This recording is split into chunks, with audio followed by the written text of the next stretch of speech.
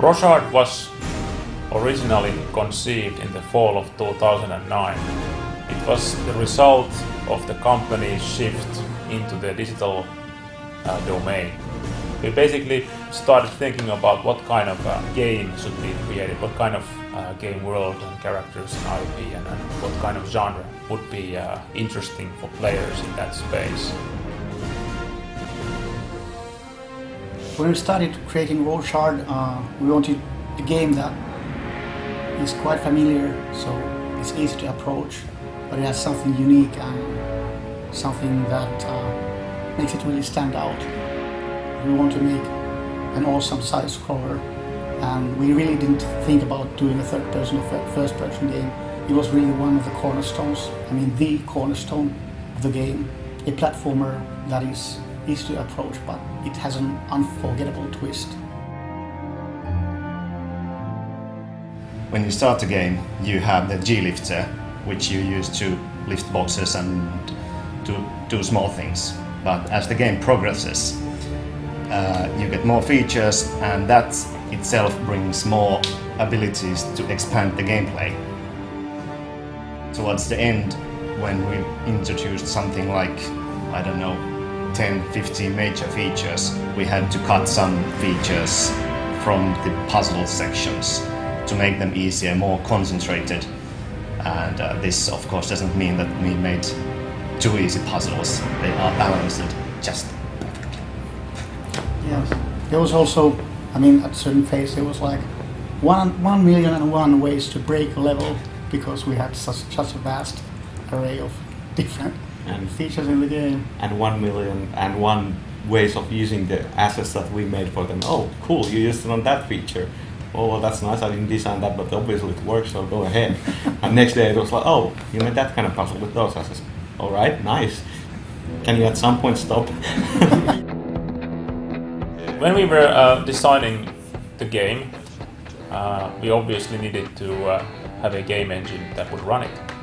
So we took a long look into the market, and based on sort of the criteria that we had in mind, we ended up choosing the Unity engine.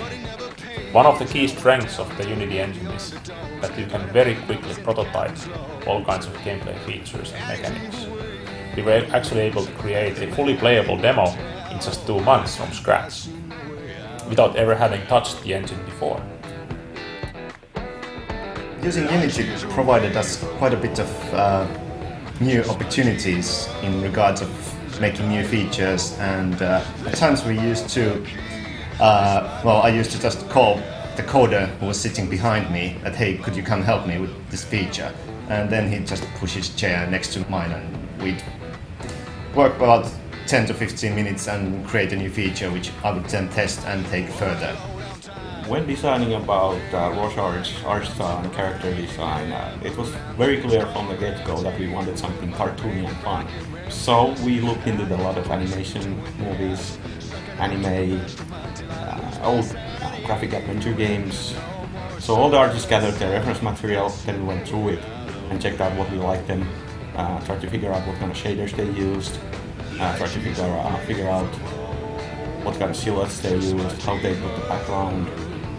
We ended up with having a very limited color palette and a very distinctive silhouettes for the characters. Like John is a really big guy, so we wanted our enemies also to be big guys, so that they could conceivably fight with Rochard. Well, basically we wanted Rochard to be very different from the current heroes, so he's not that muscular. He is I think the only game character who has a belly bone, a stomach bone, to accentuate the movements in low gravity.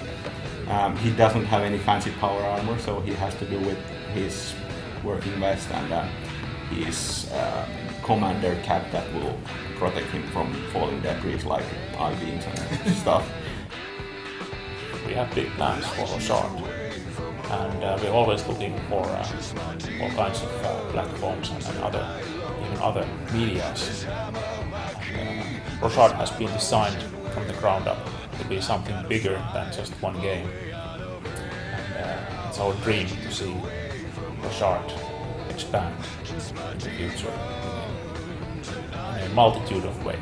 This hammer, my key, this mama wish you well. I gotta find my way out of